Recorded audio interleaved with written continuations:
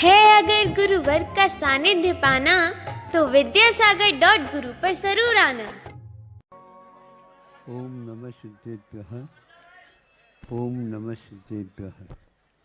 अहिंसा परमो धर्म की, आचार्य गुरुवर श्री कुंद कुंद भगवान की, आचार्य गुरुवर श्री ज्ञान सागर मुनि महाराज की,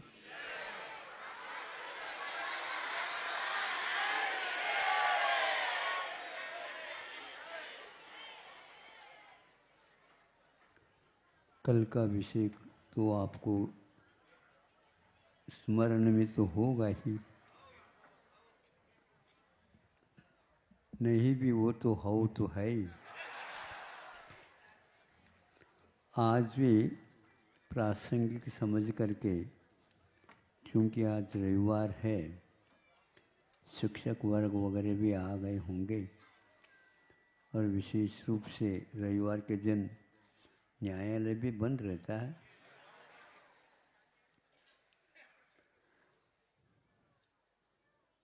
न्यायालय बंद का अर्थ ये है कि ये नहीं जाएंगे, ये बंद हो जाता है तो वही। अब शिक्षा के बारे में थोड़े से हम समझ ले।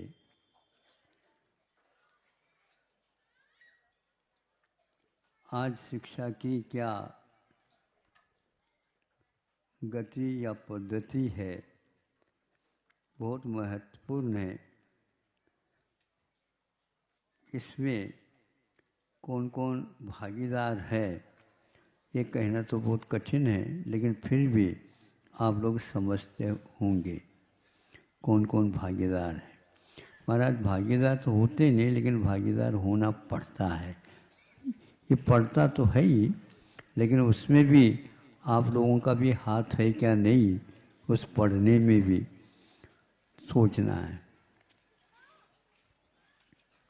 विद्यार्थी विद्या के लिए जाता है, किंतु उसको विद्यालय में प्रवेश होने के उपरांत क्या गतिविधि हो रही है ये आप जानते हुए भी उसमें सुधार लाना पसंद नहीं करते, अथवा हम सुधार ला ही नहीं सकते, ऐसी धारणा बन चुकी होगी। विद्यार्थी की पद्धति तो पढ़ने की है, वो पढ़ाने के ऊपर आधारित है। मतलब यूँ कहना चाहिए, जो विद्या को देने वाला है वह महत्वपूर्ण है, किंतु जिसे दिया जा रहा है वह दूसरे क्रम में आता है। वह यह नहीं जानता है कि ये कैसे पढ़ाया जाता है, क्या ये नहीं जानता। वो ये जानना चाहता है कि शिक्षा क्या होती है। आज शिक्षा के लिए एक बात पूछी जाती है, अतिरिक्त प्रशिक्षण देने की क्या आवश्यकता, जिसको आप लोग ट्यूशन बोलते हैं। इसकी क्या आवश्यकता है? यदि आवश्यकता है, अनिवार्य है, तो हम उसको बाधित नहीं करना चाहते, लेकिन इधर विद्यालय में जाता है, वहाँ के बारे में नहीं पूछा जाता है, किंतु अतिरिक्त जो दिया जा रहा है वह अतिरिक्त विद्या लेने के केंद्र एक भी हो सकता, दो भी हो सकते, तीन भी हो सकते।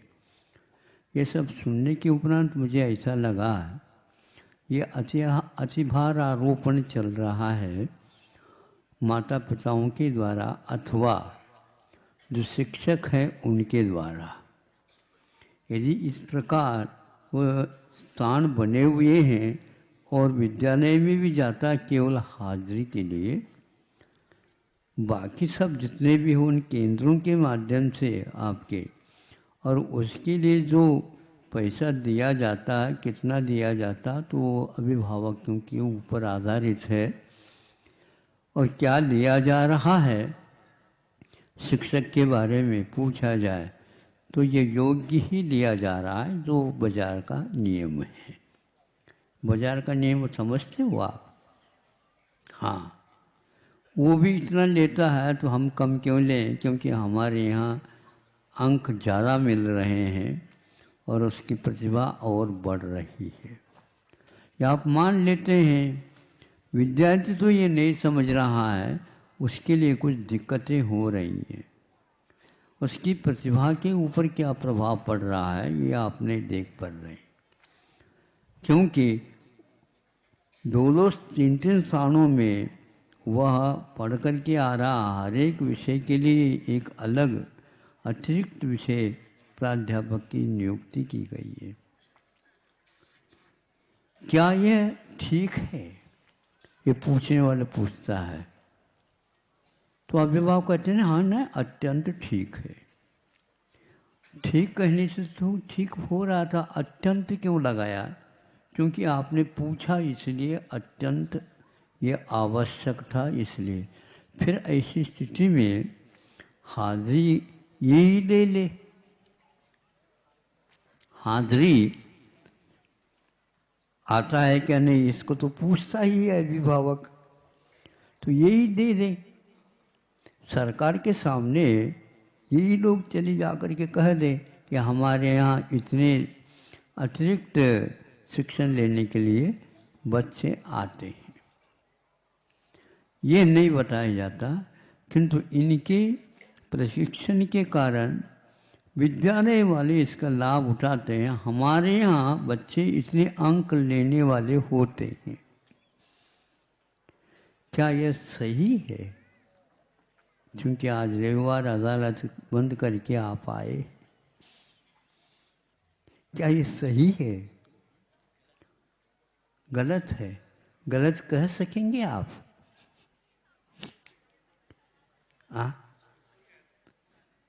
कह सकेंगे तो बहुत अच्छा होगा। नहीं समझे? मैं उन न्यायालय में न्याय देने वाले या न्याय की सिद्धि करने वाले उनको पूछूं तो इसका उत्तर बहुत कठिन होगा। अखबार में तो आ नहीं सकेगा ये पक्का, क्योंकि अखबार तो हमारी है। जैसे हम कहेंगे वैसे ही होगा, ये पक्का है। तो इसलिए जब ये पक्का है तो अतिभार आरोपण का अर्थ हिंसा मानी जाती है।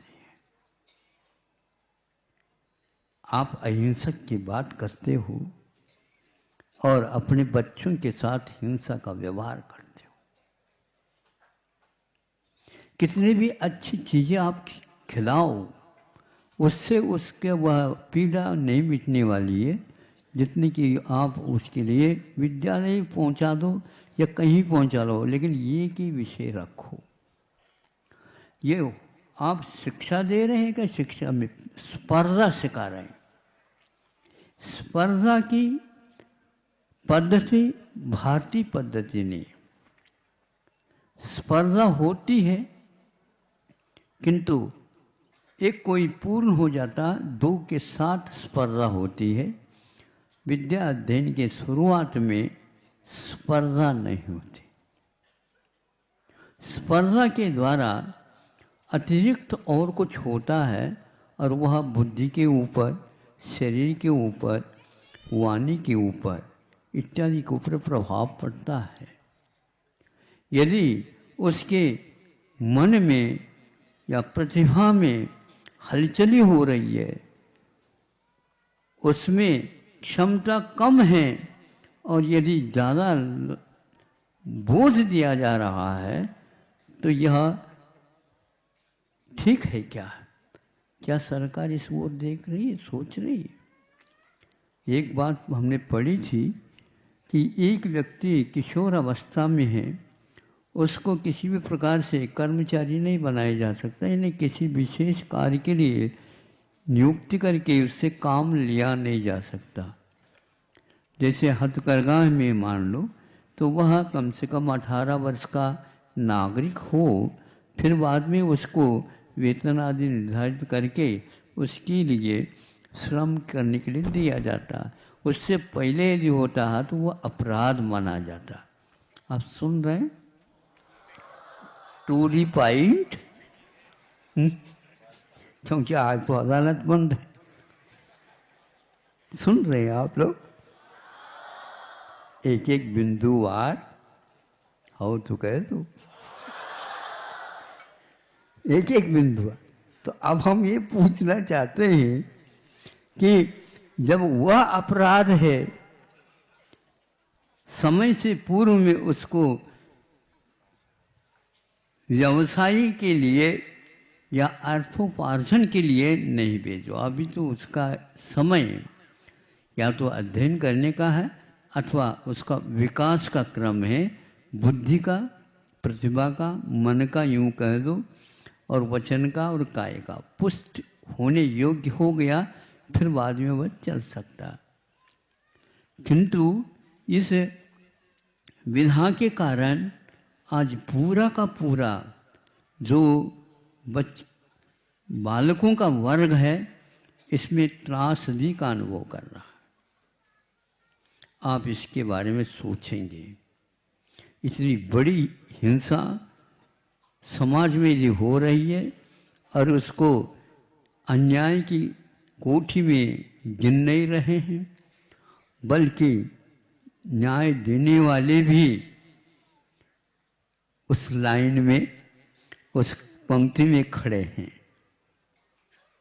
कोई बच नहीं रहा, क्योंकि बच्चों को यदि प्रशिक्षण नहीं दिया जाएगा, अतिरिक्त नहीं दिया जाएगा, तो अंक ज़्यादा आ नहीं पाएंगे।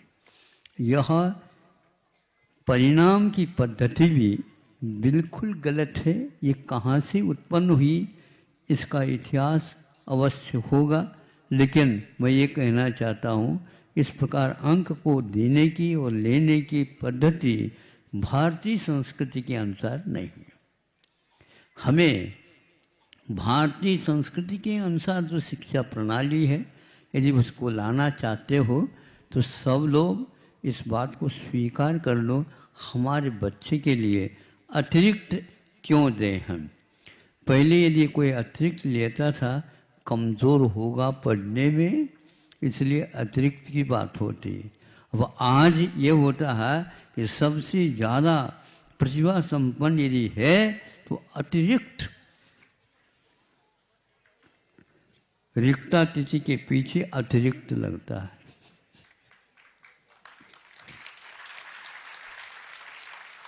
रिक्ता तिथि समझते हो? चौथ, नवमी और चौदस, ये रिक्ता तिथि कहलाती।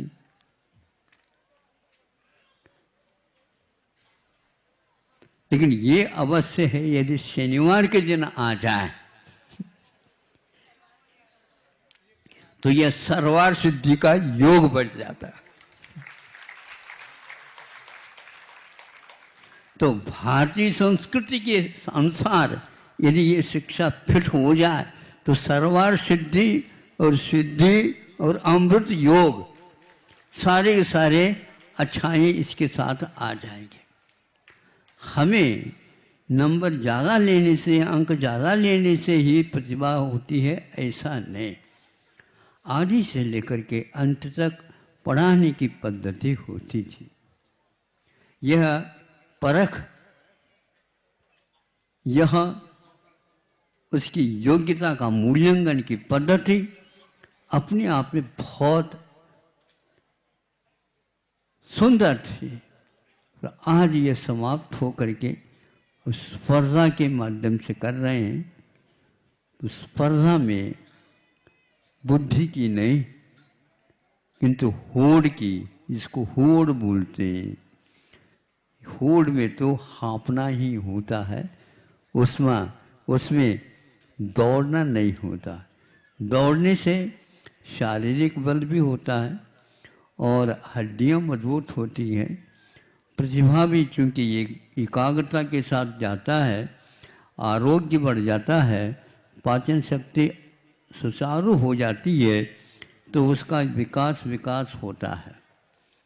शारीरिक परिश्रम बुद्धि के विकास में कारण है, लेकिन स्पर्धा कभी भी किसी भी विकास में वह कारण नहीं होता, बल्कि कषाय की वृद्धि के लिए और उसके मन में ये भाव आ जाते हैं कि उसके नंबर कम हो, मेरे नंबर बढ़ जाए, इस प्रकार उसके नंबर कम हो।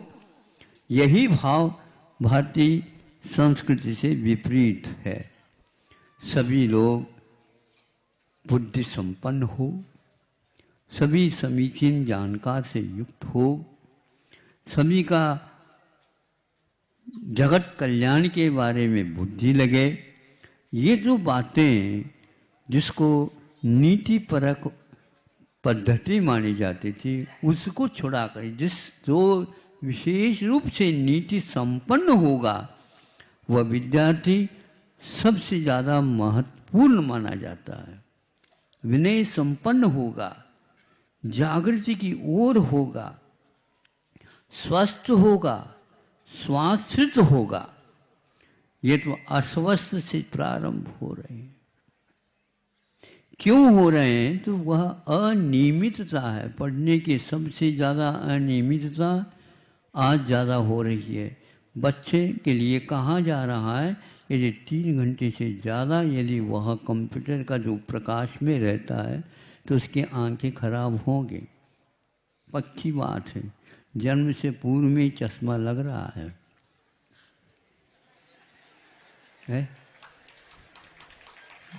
धीरे धीरे तालियां बज रही है।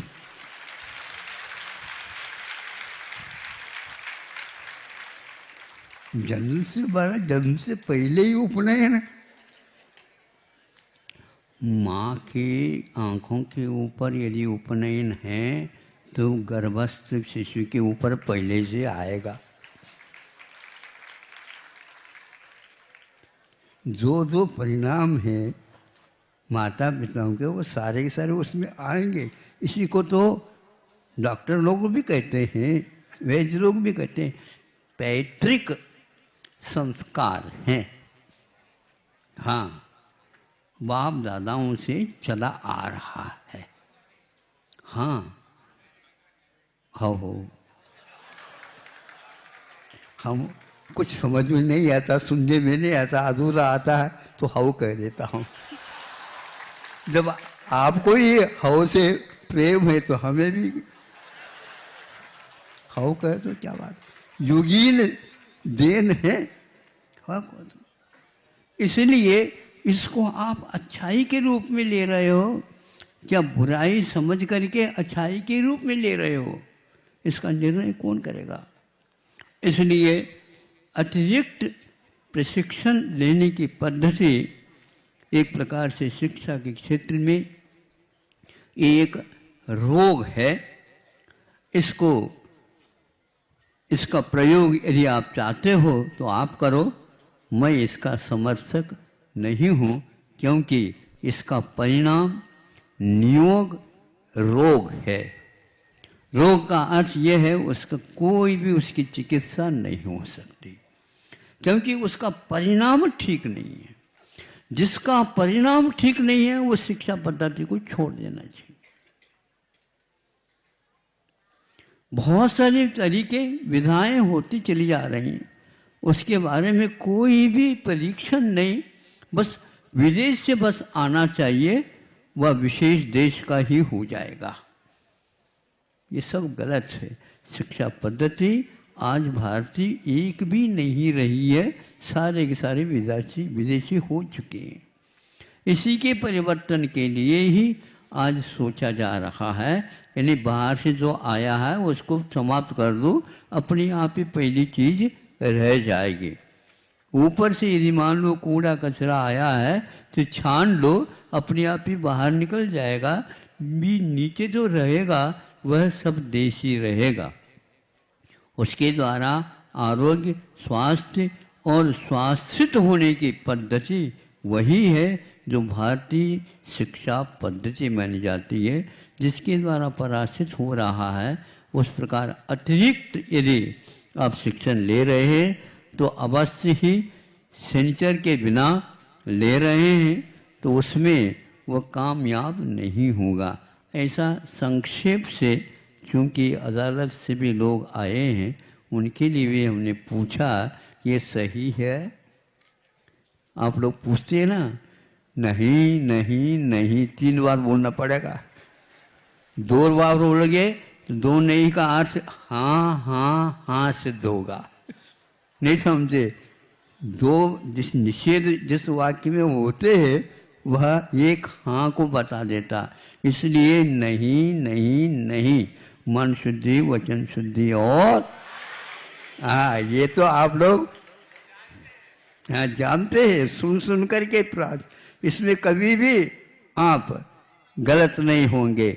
इसीलिए आपके यहाँ प्रगान हो जाता, नहीं तो नहीं नहीं पक्की बात है। इसलिए शुद्धि तो आप बोलते अच्छे, शुद्ध हो क्या नहीं हो ये बात अलग है। अहिंसा परमो धर्म की